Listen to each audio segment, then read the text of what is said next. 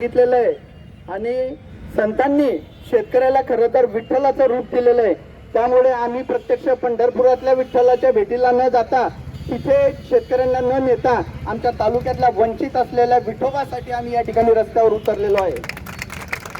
आणि या विठोबाचं ज्या रडगाणं आहे, ज्या मागण्या आहेत त्या सरकारपर्यंत पोहोचवण्यासाठी आज राष्ट्रवादी काँग्रेसच्या माध्यमातून हा रस्त्यावर रास्ता रोको आंदोलन केलेलं आहे। मित्रांनो, या सरकारने कर्जमाफी करू असं सांगितलं होतं, आता ते सांगताय की योग्य वेळ आल्यावर करू, जेव्हा कराल तेव्हा।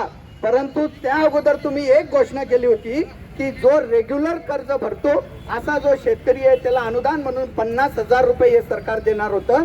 माझं चॅलेंज आहे, जामनेर तालुक्यातला एक तरी शेतकरी असा दाखवा जो रेग्युलर कर्ज भरत होता म्हणून त्याला 50,000 रुपये अनुदान मिळालं, असा एकही शेतकरी नाही। त्या शेतकऱ्यांसाठी सुद्धा हे आजचं आंदोलन आहे। दुसरा महत्वाचा विषय पीक विमा होता।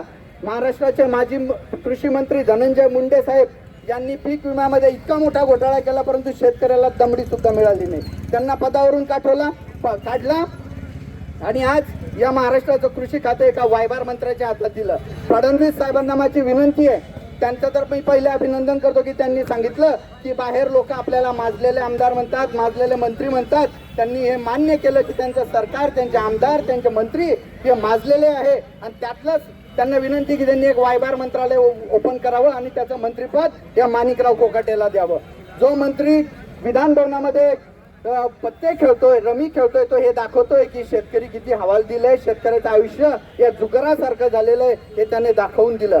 तिसरा महत्वाचा मुद्दा या ठिकाणी सांगावासा वाटतो की आपल्या जामनेरचंच बघा तुम्ही, आज या जामनेरचं मोठं भरभरून कौतुक करताना या जामनेरला जर्मनीला उद्योगासाठी नेण्याचा आपला प्रवास सुरू झाला होता, तो जर्मनीच्या भांड्यापर्यंत येऊन पोहोचलाय।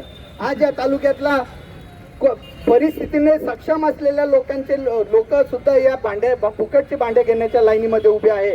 हा पैसा कुठून येतो? आणि दुर्दैव असं की या भांड्यांना स्टिकर कुणाचं जोडलं जात आहे, तर सन्माननीय आपल्या मंत्री महोदयांचं। मला एक सांगा, बांधकाम मजूर वंचित राहतोय आणि दुसऱ्याच लोकांना याचा लाभ मिळतो। हा पैसा कुठून येतोय? हा पैसा 140 कोटी जनतेतल्या 10 ते 12% लोक जे टॅक्स भरतात त्यांच्यातला पैसा आहे। हा पैसा इथं बसलेला जो शेतकरी डीएपीची गोणी घेतोय, युरियाची गोणी घेतोय, भिजवायची थैली घेतोय, त्याच्यावर जो जीएसटी भरतोय त्या जीएसटीच्या पैशातून येतोय। आणि आपले मंत्री महोदय या पैशांची उधळपट्टी तेच नाही तर महाराष्ट्रातले सर्वजण हे भांडे वाटत बसलेले, अशा या सरकारचा आम्ही या ठिकाणी निषेध करतो आणि आपल्या सर्व शेतकऱ्यांना विनंती करतो की तुम्ही अशाच पद्धतीने पक्षाच्या मागे उभे राहा, उगाच भांड्यांच्या मागे धावू नका।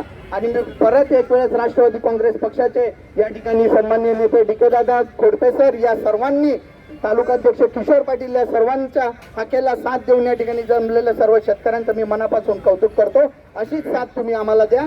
एक दिवस तुम्हाला पंढरीची वारी नाही, पण विधानसभेमध्ये मात्र तुमचे प्रश्न मांडताना हा जामनेर तालुका दिसेल। धन्यवाद।